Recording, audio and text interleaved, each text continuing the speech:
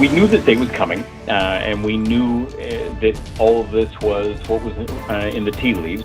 Tonight on KGW News, cuts, layoffs, and spending freezes as some frustrated Oregonians try to navigate a new national reality. Plus, new at 11, an Oregon woman and her parents all on the run. Why there's now a nationwide warrant out for their arrest. Also tonight, one suspect, two drunk driving crashes in the same spot on back-to-back nights. Like total deja vu. And I'm like, what are the odds? And it's back to work for the Portland Trail Blazers, so tank or triumph? Orlando's here to show us how it all went down against the Lakers.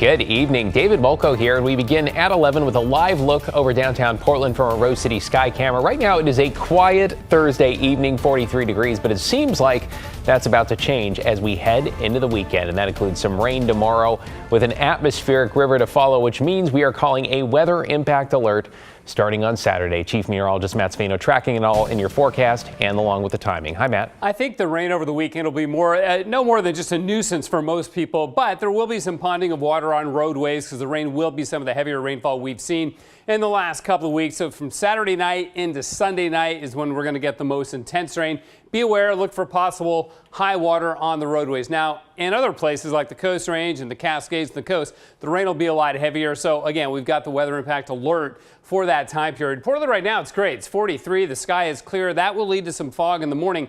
But this is that atmospheric river. And I widened out really wide like this on the map to show you. Here's the West Coast. This extends clear on down into the Southwest Pacific. That's the source of the moisture and the rainfall that's coming our way this weekend and then just slamming into the coast of Oregon, as I said, right in the middle of the weekend, about Saturday night and into Sunday. So how much rain are we talking about? Well, as we go into Saturday night, this is just Saturday noon, about a half an inch. But as we go into Saturday night, we add basically almost another inch to that, and that's only into Sunday morning. By Sunday night, we'll have a lot more because Sunday is going to be the day where we really get a good soaking. So look for the heavy rain to begin Saturday night. Urban, small stream flooding are certainly possible. Again, low-lying intersections, roadways that have low spots. We'll get some big puddles, that kind of a thing. And the freeways will have a lot of water, so be aware of that. The mountains get soaked. Possible landslides or mudslides in areas that are not snow-covered. And even the ski areas get rained on. More on that later, David. It's going to be a wet one. Thank you, Matt.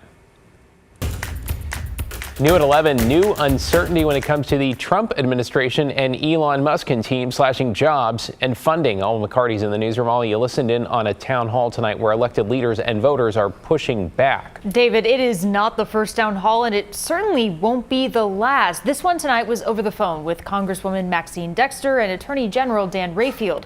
We are told 9,500 people listened in as they covered a series of pressing issues, including immediate plans to hold the executive branch accountable. We are hosting today's town hall at an inflection point for our state and certainly for our country. We are just 5 weeks into the second Trump presidency, and this past month has frankly felt like a year, but it has been nothing like anything I think most of us have seen before. Representative Maxine Dexter from Oregon's 3rd Congressional District acknowledging the frustrations of many as she kicked off a town hall meeting with the state's Attorney General. We knew this day was coming, and we knew that all of this was what was in the tea leaves. Obviously, from watching Trump's first presidency, a lot of the moves that he's been making are straight out of his 2016 playbook. Over the past month, President Trump's team has made dozens of cuts, enacted mass layoffs and spending freezes. The latest, more than 6,000 jobs at the IRS and more than 200 TSA positions cut. Elon Musk and his Department of Government Efficiency behind many of these efforts. It's money that's taken away from things that are destructive to the country and from organizations that hate you to you.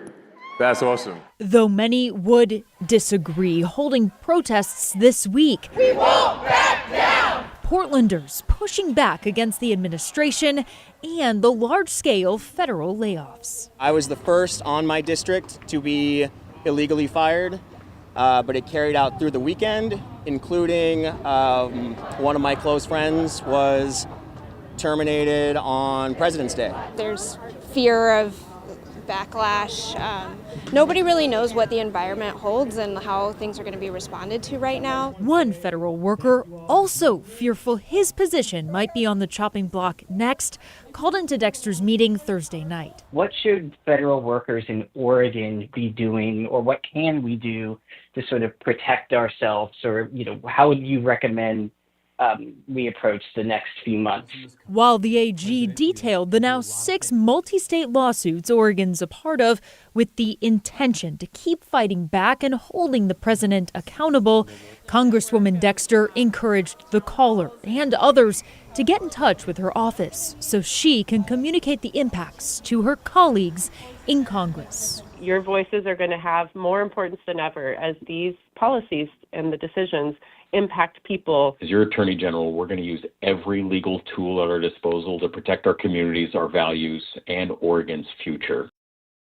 Now, over the weekend, Senator Ron Wyden held large town halls in both Columbia and Washington counties. And earlier this week, Representative Suzanne Bonamici did the same with plans to hold another in the Portland Metro tomorrow at 6 p.m. at Benson High School. David.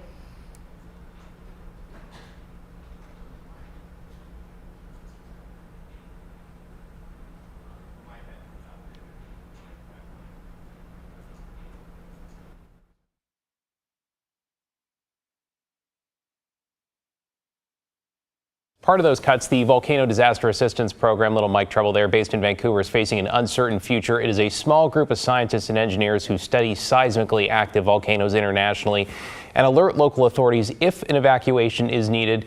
USAID has funded that program for decades, though all indications are parts of that agency could fold into the State Department. We, of course, will keep you posted. To get you caught up on tonight's other headlines, authorities in Madras are investigating after police there shot and killed a person this evening. This was near Dollar General on Highway 97.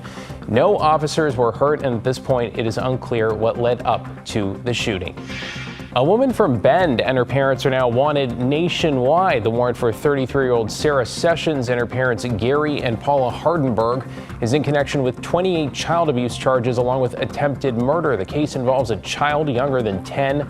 According to court documents, Session, who cared for the child professionally, knowingly caused harm and is accused of being, quote, deliberately cruel. Her parents face lesser charges. And in Southern Oregon, authorities arrested a mom and her boyfriend after the body of her 17-year-old daughter was discovered Tuesday at a home in Lakeview. The circumstances surrounding the teen's death have not been made public, though police confirm they are investigating it as a homicide.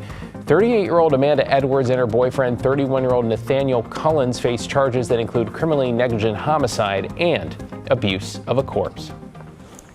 Well, now to a bizarre case in Olympia where deputies say they arrested the same man for drunk driving 2 nights in a row in almost the exact same spot. This began on Sunday when authorities say James McCurry crashed into a parked car. The Thurston County deputies who arrested him say his blood alcohol level was almost 4 times the legal limit. Turns out McCurry bailed himself out of jail, and deputies say exactly 24 hours later, he crashed the same vehicle into a tree in the same area, once again under the influence. Same time, same place, same car, same suspect, the same 2 deputies. We went out there, gave him the same PBT, almost the exact same reading, like total deja vu. And I'm like, what are the odds? Yeah, seriously, McCurry was ordered to install an interlock device to make sure he is sober before starting his vehicle. He also has to wear an anklet that apparently can detect if he has consumed any alcohol. A new report from the Portland Metro Chamber shows that while the Rose City has made strides in public safety, it faces challenges when it comes to the economic outlook of the region. According to the report, there were 9,600 job losses in the information, financial, manufacturing, and professional services sectors in 2024.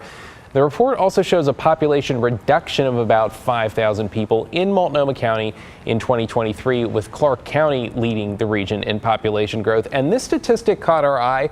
Portland's appeal in the national real estate market hit a 2-decade low, ranking 80 out of 81. The report's lead economist, who we talked to tonight on the story, warned of a doom loop where a drop in economic activity can lead to a vicious cycle. You can watch that full segment right now, streaming on KGW+. In an update, Oregon has launched an online toolkit to support transgender people along with access to gender-affirming care. It provides information on health care coverage, legal rights, and state protection, and is available on the state DOJ website. The toolkit aims to help people targeted by the Trump administration and its efforts to roll back protections. $75 million in state funding is now available to help build more homes for middle-income Oregonians. It is called the Moderate Income Revolving Loan Program and gives cities and counties zero-interest loans for new housing without enough financing to start construction. Builders have to rent or sell the new units to households earning up to 120% of the area's median income, with the money repaid through a fee in lieu of property taxes so the state can keep lending.